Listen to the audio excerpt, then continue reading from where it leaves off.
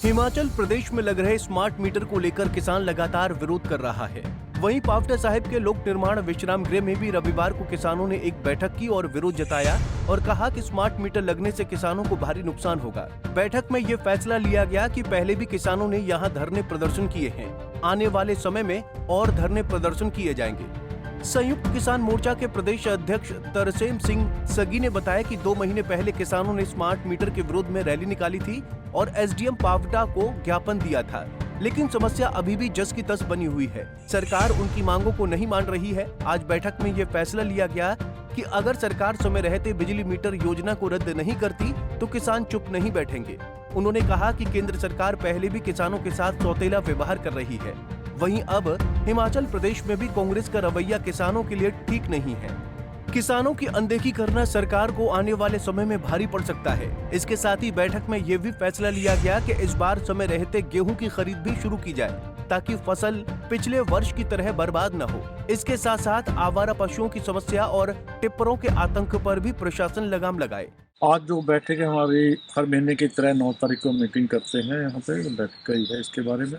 तो आज जो हमने बैठक में कुछ निर्णय लिए हैं वो इस प्रकार है कि हमने पहले एसडीएम साहब के माध्यम से सीएम साहब को एक ज्ञापन दिया था जो कि स्मार्ट मीटर लग रहे हैं उनको रोकने के लिए कि स्मार्ट मीटर जो हैं वो हमारे पब्लिक को नुकसानदेह हैं, तो उनको मतलब ना लगाया जाए। जो मीटर पहले से चल रहे हैं इन मीटरों को रखा जाए और इन्हीं से मतलब ठीक ठाक काम चल रहा है और इन्हीं मीटरों को और किसानों के पब्लिक के ऊपर ये बर्डन पड़ रहा है स्मार्ट मीटर का, भाई उसको बंद किया जाए। क्योंकि ये स्टेट की पॉलिसी नहीं है, ये सेंटर की पॉलिसी है।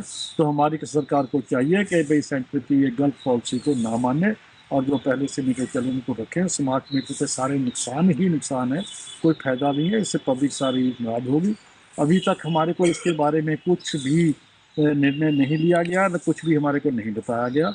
अगर सरकार ने इसके बारे में निर्णय लेके पब्लिक को नहीं बताया तो आज हमने बैठक में फैसला लिया कि इसके विरोध में हम धरना प्रदर्शन करेंगे।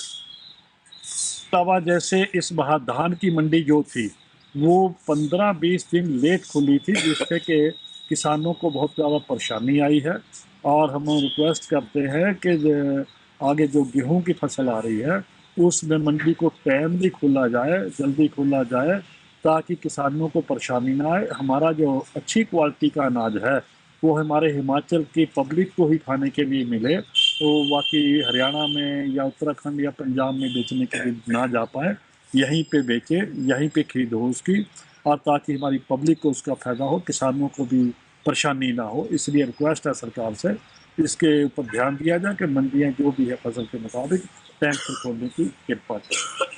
और दूसरा जो ये टिप्पर चले हुए हैं जो क्रैशर का माल ढोते हैं, इनसे पब्लिक बहुत परेशान है। रोडों की हालत बहुत ज़्यादा खराब है, ना रोड बन रहे हैं और पब्लिक परेशान है। रात दिन ये टिप्पर चलते हैं, एक्सीडेंट करते हैं, जिनसे कि बिजली की पोल तोड़ते हैं, बिजली विभाग को नुकसान है, गवर्नमेंट को।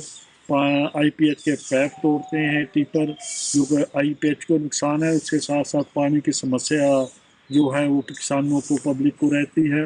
इसको मद्देनजर रखते हुए कि इन टिप्परों के बारे में सोचे, इनको मतलब मैंने कई बार रिक्वेस्ट करी है एसपी साहब को कि इनका जो रास्ता है वो नदी से बन सकता है, बना सकते हैं, नदी से रास्ता बनाया जाए और नदी से इनको जाने की परमिशन दी जाए।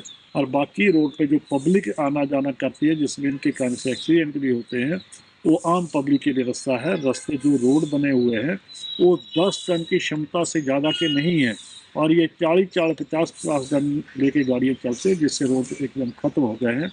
तो इसलिए मेरी रिक्वेस्ट है कि इन टिप्परों के बारे में क्रैशर वालों को हिदायत दी जाए और रोड जो है नदी से बनाने की कृपा करें। इसकी फसलों को नुकसान है, उन मतलब पशुओं को सरकार पकड़े और पकड़ के, पहले भी 2 साल पहले किया था, किसी जगह इनको डाला गया था पशुओं को, तो उस तरीके से पशुओं को पकड़ के इनको कोई एक जगह इनकी जगह करके वहाँ पे पशुओं को इकट्ठा रखा जाए ताकि ये हमारी फसल को नुकसान, किसानों को नुकसान न पहुँचा सके। और इन पशुओं से बच्चों के, छोटों या बुजुर्ग इंसानों को भी खतरा है, किसी को भी पशु, हमारा पशु मार सकते हैं, उससे कि जानी नुकसान का भी खतरा है। उससे ताकि बच सके उन पशुओं का भी इंतजाम करने की कृपा करें। पंजाब केसरी टीवी के लिए पावटा साहिब से रोबिन शर्मा की रिपोर्ट। हमसे जुड़े रहने के लिए हमारे YouTube चैनल को सब्सक्राइब करें और नई वीडियो की नोटिफिकेशन के लिए बेल आइकॉन को दबाएं।